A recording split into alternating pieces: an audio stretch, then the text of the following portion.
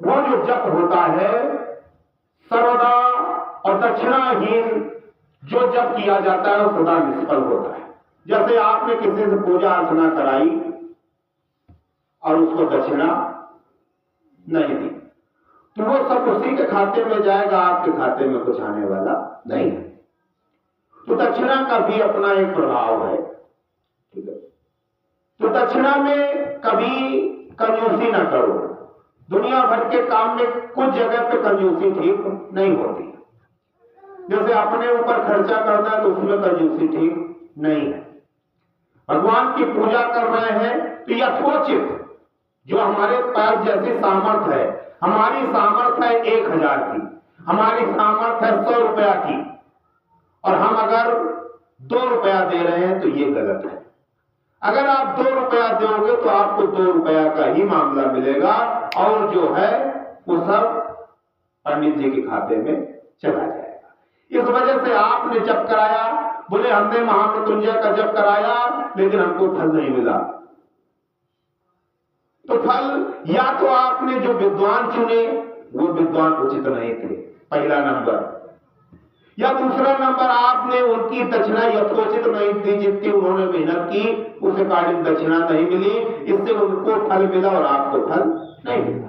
तो ये चीजें होती हैं, तो थोड़ा सा इस पे भी ध्यान देना होगा बहुत उचित तरीके से। और एक बात है, जैसे आप कथा सुनते हैं, जैसे कथा होनी है, भागवत कथा होनी है, पंडित जी आए, उनका जितना तुम्हारा देना है वो तो तुम्हें देना ही है।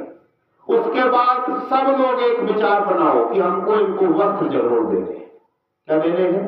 वस्त्र। और सब लोग वो अलग से सब लोग उनको तिलक करके वस्त्र, कुछ ना कुछ वस्त्र जरूर दो, इससे भी आपका फल दुगुना मिलेगा। ये अतिरिक्त रूप से वो कहीं ना जोड़ा जाए, वो ना किसी के हिस्से में आएगा ना कुछ आएगा, वो हम अपनी इच्छा अनुसार कर रहे हैं, ना किसी में दबाव है कि तुम करो कि ना करो, हम करेंगे, हमको अच्छा लग रहा है हम करेंगे। कुछ चीजें अपने अनुसार होनी चाहिए, जो है जो शेयर है वो हम बिल्कुल करने के लिए तैयार हैं, लेकिन कुछ चीजें हम अपने अकॉर्डिंग भी करेंगे, हम अपने अनुसार भी करेंगे, उसका फल हमको अलग से मिलेगा, उसमें किसी दूसरे का हस्तक्षेप नहीं होगा। यह भी करना बहुत जरूरी है। मेरा स्वरूप भक्त मंत्र यदि आज्ञा सिद्ध, क्रिया सिद्ध और श्रद्धा सिद्ध होने के साथ ही दक्षिणा से भी युक्त हो तो उसकी सिद्धि होती है और उससे महान फल प्राप्त होता है। शिष्य को चाहिए कि वो पहले तत्ववेता आचार्य, जपशील, सद्गुण संपन्न, ध्यान योग परायण एवं ब्राह्मण गुरु की सेवा में उपस्थित हो। मन में शुद्ध भाव रखते हुए प्रयत्न पूर्वक उन्हें संतुष्ट करे। ब्राह्मण साधक अपने मन, वाणी, शरीर और धन से आचार्य का पूजन करे। वह वैभव हो तो गुरु को भक्ति भाव से हाथी, घोड़े, रथ, रत्न क्षेत्र, वस्त्राभूषण, धान्य, धन और व्यय आदि अर्पित करे। जो अपने लिए सिद्धि चाहता हो वह धन के दान में कृपणता न करे। सीधी सी बात वही आ गई, धन के दान में कृपणता न करे, कंजूसी न करे। तदनंतर सब सामग्रियों से अपने आप को गुरु की सेवा में अर्पित कर दे। जो चीजें बोली जाती है सब लिखी है, हम अपनी वजह से नहीं बोल रहे, जो है सो आपके सामने है। पुरातन समय में भी आपने देखा है कि महादेव जी ने क्या बनवाई? लंका बनवाई। पूजन के लिए रावण के पिताजी आए और साथ में रावण बच्चे को भी लेके आए। बोले दक्षिणा में क्या मांग ले? रावण से बोले, तो रावण ने विचार किया, बोले घर मांग लो। बोले अच्छे पागल इंसान हो, जब घर के पूजन के लिए उसने बुलवाया वही घर कैसे मांग ले? बोले नहीं ले लो, आज मौका है। और आज अगर कलयुग में ऐसा होता तो पंडित जी को पता न लगता गए कहां, थोड़ी देर में पंडित जी को भागना पड़ता। ये कंडीशन है। तो और उसमें भगवान शंकर ने उनको लंका दे दी। भगवान शंकर ने अपनी लंका दे दी, अपना बनाया हुआ घर भी दे दिया। दक्षिणा का ये विधान है महाराज। तो वो दक्षिणा आप जितनी भी दे ये मान के दो। और एक चीज है, जब दक्षिणा दो 500 का अगर नोट दे रहा तो उसको फैला के ना दो, समेट के चुपचाप कि हमारे पास है तो बहुत लेकिन हम दे नहीं पाएंगे, और चुपचाप दो, फैला के कभी देना नहीं चाहिए। भगवान के सामने दिखावा उचित नहीं है।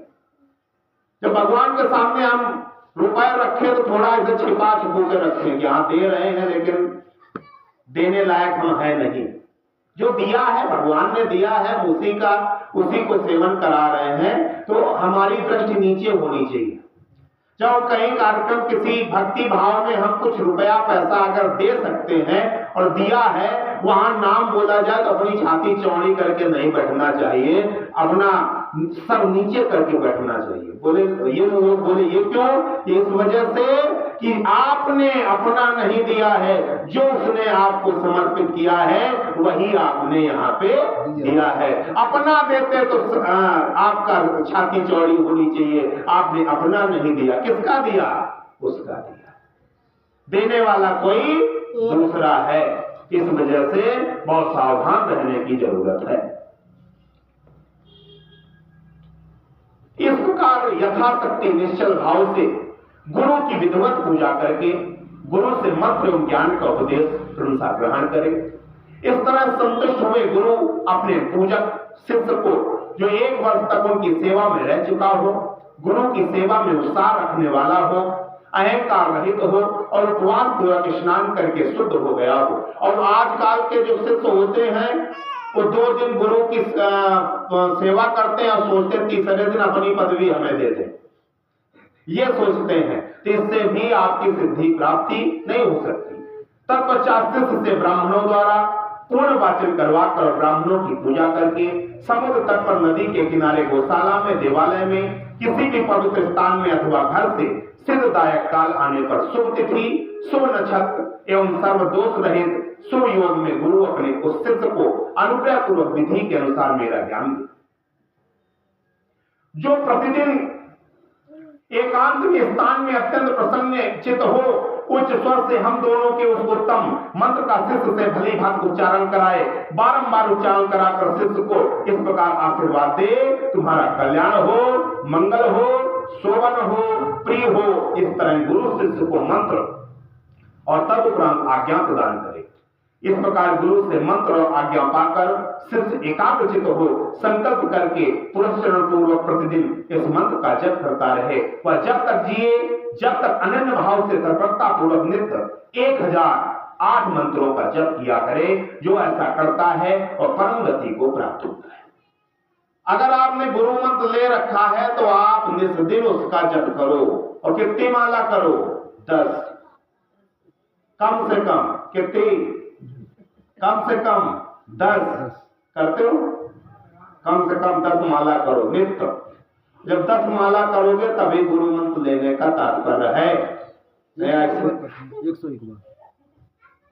नहीं, 1 माला आप करते हैं ना, वो 1 माला नहीं करनी, वही 10 माला करो।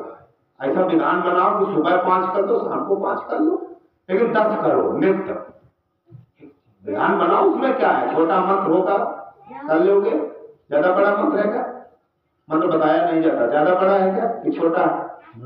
बड़ा, बहुत ज्यादा बड़ा। छोटा होगा, इतना ज्यादा बड़ा कहाँ होगा, थोड़ा बहुत होगा।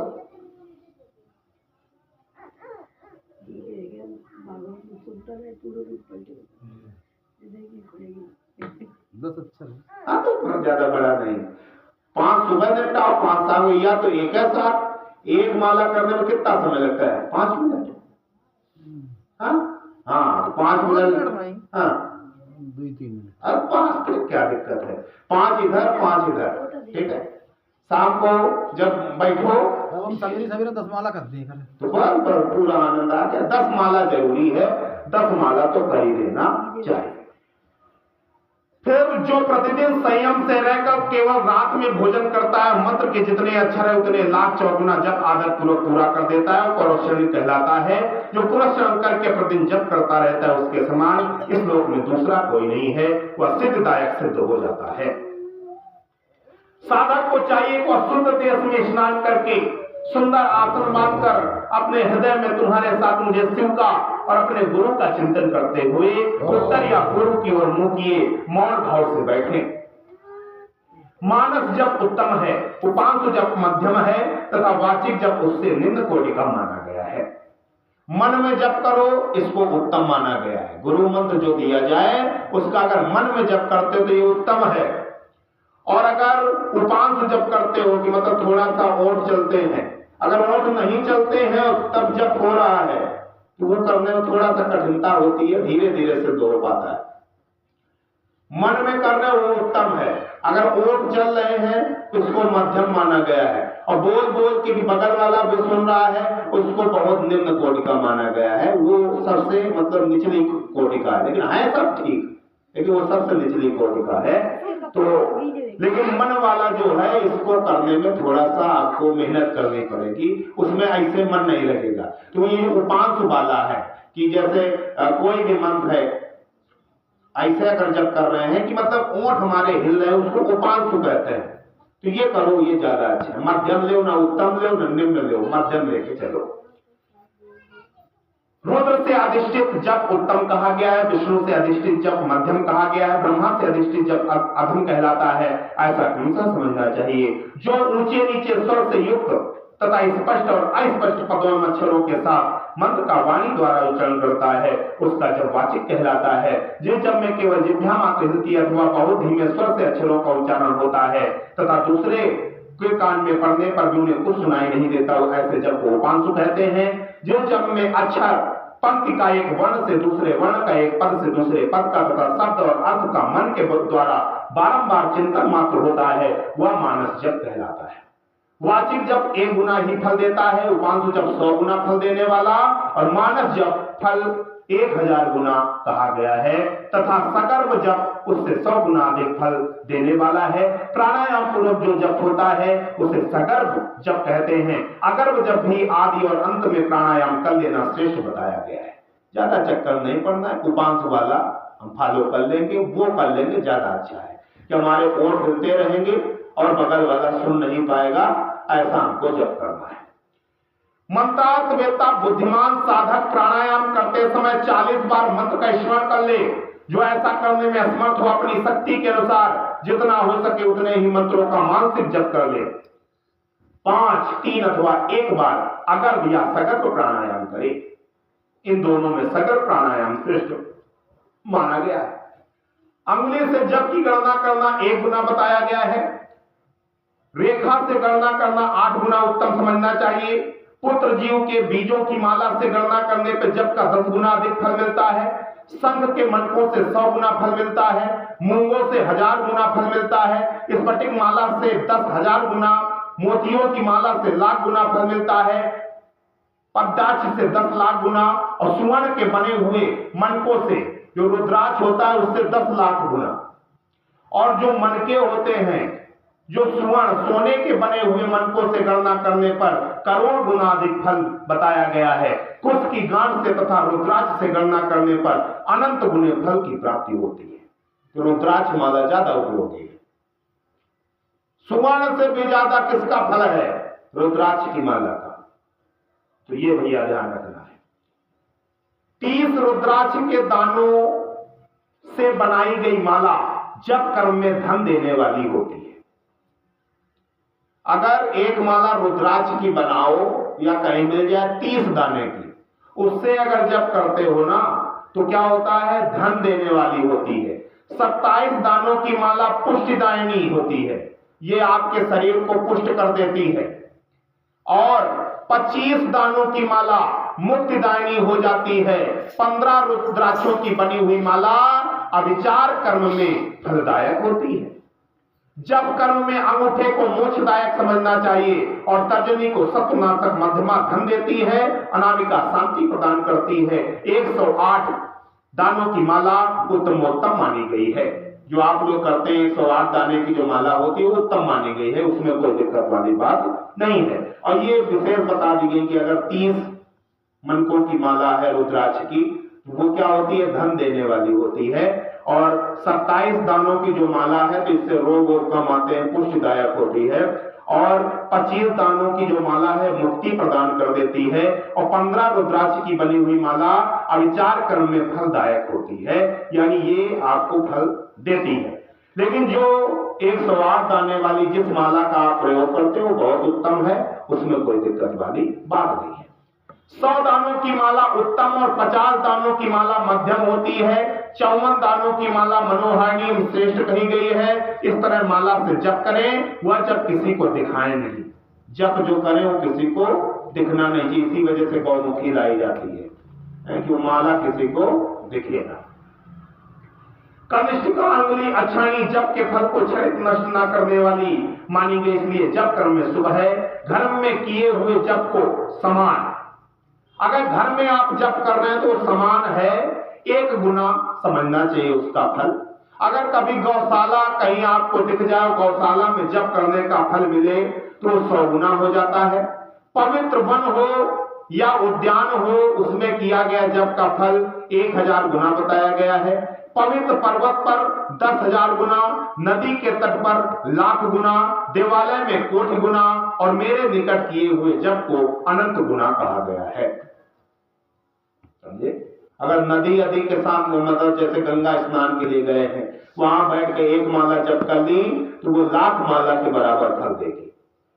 और वहां अगर न कर पाए, यहाँ बाबा के सामने बैठ के, बाबा कह रहे हैं, बाबा के सामने अगर बैठ के माला कर ली तो लाख नहीं, वो अनंत गुना है, उसका कोई वही नहीं, उसकी गणना हम नहीं कर सकते, इतना फल मिलता है। सूर्य, अग्नि, गुरु, चंद्रमा, दीपक, जल, ब्राह्मण और गौओं के समेत किया हुआ जब श्रेष्ठ होता है। पूर्वाभिमुख किया हुआ जब वशीकरण में, दक्षिणाभिमुख जब अभिचार कर्म में सफलता प्रदान करने वाला है। पश्चिम की ओर मुख करके जब को धनदायक जानना चाहिए, जिसको धन की बहुत आवश्यकता हो पश्चिम की तरफ मुंह करके जब करे। उत्तर की ओर मुख करके जब शांतिदायक होता है, जिसको शांति जीवन में बहुत चाहिए, उत्तर की ओर मुख करके जब करे। सूर्य, अग्नि, ब्राह्मण, देवता तथा अन्य श्रेष्ठ पुरुषों के समीप उनकी ओर पीठ करके जप नहीं करना चाहिए। सूर्य की ओर पीठ करके जप न करो, अग्नि की ओर पीठ करके जप न करो, ब्राह्मण कोई बैठा उसकी तरफ पीठ करके जप न करो, देवता तथा अन्य श्रेष्ठ पुरुषों के समीप उनकी ओर पीठ करके जप कभी नहीं करना चाहिए। सिर पर पगड़ी रखकर, सिर पर कभी पगड़ी रखे हो, कुर्ता पहनकर, नंगा होकर, बाल खोलकर, गले में कपड़ा लपेटकर, अशुद्ध हाथ लेकर, संपूर्ण शरीर से अशुद्ध रहकर तथा विलास पूर्वक कभी जप नहीं करना चाहिए। ये भी नियम है। जप करते समय क्रोध, मद, छींकना, थूकना, जम्हाई लेना तथा कुत्तों और नीच पुरुषों की ओर देखना वर्जित है। ये भी है। दर्शनम च स्वनीचानम वर्जे जप कर्मणि आचेमेत संभवेते साम स्मरे त्वामां त्वया सैव। यदि कभी वैसा संभव हो जाए तो आचमन करे अथवा तुम्हारे साथ मेरा स्मरण करे या ग्रह नक्षत्रों का दर्शन कर अथवा प्राणायाम कर ले। कभी अगर क्रोध आ जाए, जब करते करते क्रोध आ जाए कि बहुया सब्जी गलत बना दी, ऐसा नहीं बनाना चाहिए, तो फिर कुल्ला करो उतने समय, फिर दोबारा से जब करना चालू करो। अगर कभी अहम आ जाए किसी बात का, क्योंकि भाई जब करते करते कभी कभी भगवान में मन नहीं लगता, इधर उधर चल रहा होता है, बोले हम उसे काहे दबे, मन में ये चल रहा है, ठीक है, तो ये भी नहीं होना चाहिए। छींक आ जाए, थूकना लग जाए, जम्हाई लेना पड़े या कुत्तों की तरफ देख रहे हो, इस टाइप का अगर कुछ हो जाए तो फिर क्या करना चाहिए? पहले अपने आप को शुद्ध करना चाहिए या शंकर पार्वती जी का ध्यान करके दोबारा से जप चालू कर देना चाहिए। बिना आसन के बैठकर, सोकर, चलते चलते अथवा खड़ा होकर जप न करे। गली में या सड़क पर, अपवित्र स्थान में तथा अंधेरे में भी जप न करे। दोनों पांव फैलाकर, कुक्कुट आसन में बैठकर, सवारी या घाट पर चढ़कर अथवा चिंता से व्याकुल होकर जप न करे। यदि शक्ति हो तो इन सब नियमों का पालन करते हुए जप करे और अशक्त पुरुष यथाशक्ति जप करे। अगर किसी को बहुत ज्यादा तकलीफ है तो यथाशक्ति जप करे, बहुत ज्यादा जप करने की जरूरत नहीं है कि तुम्हारी तबीयत खराब है तुम बिल्कुल उल्टा टंगे पड़े हो, तो ऐसा नहीं। अगर स्वस्थ हैं तो फिर आपको जप नियमानुसार करना चाहिए, अगर स्वस्थ नहीं हो तो आपको जितनी इच्छा हो उतना जप कर ले। इस विषय में बहुत कहने से क्या लाभ है, संक्षेप में मेरी यह बात सुनो। सदाचारी मनुष्य शुद्ध भाव से जप और ध्यान करके कल्याण का भागी होता है। आचार परम धर्म है, आचार उत्तम धन है, आचार श्रेष्ठ विद्या है, आचार ही परम गति है। आचार ही पुरुष संसार में निंदित होता है और परलोक में भी सुख नहीं पाता है। इसलिए सबको आचारवान होना चाहिए, सबको नीति सहित चलना चाहिए, नीति के विरुद्ध नहीं चलना चाहिए, नियमानुसार चलना चाहिए। वेदज्ञ विद्वानों ने वेद शास्त्र के कथानुसार जिस वर्ण के लिए जो कर्म विहित बताया है, उस वर्ण के पुरुष को उसी कर्म का सम्यक आचरण करना चाहिए, वही उसका सदाचार है, दूसरा नहीं है।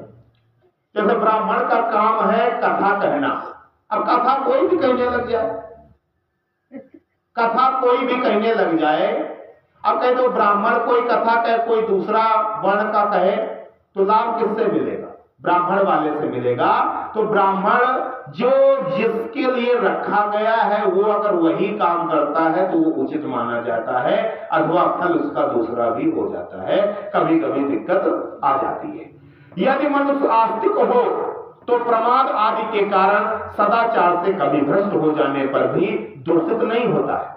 अतः सदा आस्तिकता का आश्रय लेना चाहिए। जैसे कि लोक में सत्कर्म करने से सुख और दुष्कर्म करने से दुख होता है, उसी तरह परलोक में भी होता है। इस विश्वास को आस्तिकता कहते हैं। हे प्रिय, मैं तुमसे एक और रहस्यमय बात कहता हूं, इसे सदा गुप्त रखना चाहिए। जिस किसी भी नास्तिक अथवा पशुतुल्य प्राणी को इसे नहीं बताना चाहिए। सदाचार विहीनश्च पतितस्य त्यज्यसे च पंचाक्षर परम नास्ति परित्राणम कलो युगे। सदाचार से हीन, पतित और अंत्यज का उद्धार करने के लिए कलयुग में पंचाक्षर मंत्र से बढ़कर दूसरा कोई उपाय नहीं है। चलते फिरते, खड़े होते अथवा स्वेच्छानुसार कर्म करते हुए अपवित्र या पवित्र पुरुष के जप करने पर भी यह मंत्र निष्फल नहीं होता है। जो पंचाक्षर मंत्र है नमः शिवाय, वो कभी निष्फल नहीं होता है। पंचाक्षर बोला है, खडाक्षर नहीं बोला गया। जो ओम नमः शिवाय, ओम नमः शिवाय ये मंत्र अलग है, नमः शिवाय ये मंत्र अलग है। अगर आप अपना हित चाहते हो, चलते फिरते ओम नमः शिवाय जप नहीं करना। वो ओम नमः शिवाय जप भगवान के सामने बैठ करके जब एकांत में बैठो तब करना है। नमः शिवाय क्या बोलना है? नमः शिवाय ये पंचाक्षर मंत्र है और इसको जप करने से कभी भी अपवित्र हो तब भी बोल सकते हो, पवित्र हो तब भी बोल सकते हो, नालायक हो तब भी बोल सकते हो, अच्छे हो तब भी बोल सकते हो। इसमें आपका हित ही होना है, अहित कभी नहीं होता है। आचारहीन तथा खंड शोधन से रहे पुरुष के लिए और जिसे गुरु से मंत्र की दीक्षा प्राप्त हो, उनके लिए मंत्र निष्फल नहीं होता है। यानी अगर किसी को गुरु से दीक्षा नहीं प्राप्त हुई है तो नमः शिवाय का बढ़िया जप करे, उससे फल उसको पूरा पूरा मिलेगा। अंत्यज, मूर्ख, मूढ़, पतित, मर्यादा रहित और नीच के लिए भी यह मंत्र निष्फल नहीं होता है। किसी भी अवस्था में पड़ा हुआ मनुष्य भी यदि मुझ में उत्तम भक्ति भाव रखता है तो उसके लिए मंत्र निसंदेह सिद्ध होगा ही, किंतु दूसरे किसी के लिए वह सिद्ध नहीं हो सकता है। और उसी तरीके से श्री शिवाय नमस्तुभ्यम ये भी मंत्र बहुत पावन है। न कोई ऐसा है कि नहीं तुम शुद्ध हो तब जपो, अशुद्ध हो तब जपो, चाहे जैसे हो जपो, आपको कल्याण देगा।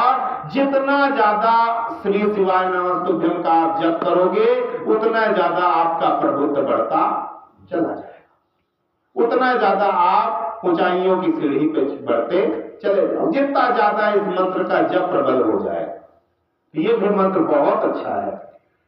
इस मंत्र के लिए लग्न, तिथि, नक्षत्र, वार और योग आदि का अधिक विचार अपेक्षाकृत नहीं होता है। सिद्ध गुरु के उपदेश से प्राप्त हुआ मंत्र सुसिद्ध कहलाता है। असिद्ध गुरु का भी दिया हुआ मंत्र सिद्ध कहा गया है। कभी भी ये कभी नहीं सोचना चाहिए कि हमारे गुरुजी श्रेष्ठ है, दूसरे के गुरुजी श्रेष्ठ नहीं है। सबके गुरुजी बहुत अच्छे हैं। जो आपको गुरु मंत्र मिला है उसको भगवान का नाम समझ करके स्मरण करो, उसी से आपका बहुत कल्याण होने वाला है। अगर गुरु मंत्र में आपकी श्रद्धा नहीं है तो वो आपके पतन का कारण है। कोई भी आपका गुरु रहा हो, ये मैटर नहीं करता है, कोई भी आपका गुरु रहा हो, अगर उस गुरु मंत्र आपको मिला है तो उसको बड़े श्रद्धा भाव से कि हमारे गुरु जी का दिया हुआ वरदान है और इससे हमको मुक्ति मिलेगी, इससे हमको सर्वस्व मिलेगा, तो वो आपको प्राप्त होगा। कभी गुरु मंत्र पे अश्रद्धा नहीं होनी चाहिए। इसलिए अधिकारी दृष्टि से विघ्न युक्त होने वाले दूसरे मंत्रों को त्याग कर विद्वान पुरुष साक्षात परम विद्या पंचाक्षरी का आश्रय लें। दूसरे मंत्रों के सिद्ध हो जाने से ही यह मंत्र सिद्ध नहीं होता, परंतु इस महामंत्र के सिद्ध होने पर वे दूसरे मंत्र अवश्य सिद्ध हो जाते हैं। महेश्वर जैसे अन्य देवताओं से प्राप्त होने पर भी मैं नहीं प्राप्त होता, परंतु मेरे प्राप्त होने पर वे सब देवता प्राप्त हो जाते हैं। यही न्याय इन सब मंत्रों के लिए भी है। सब मंत्रों के जो दोष हैं वे इस मंत्र में संभव नहीं है, क्योंकि यह मंत्र जाति आदि की अपेक्षा न रहकर प्रवृत्त होता है।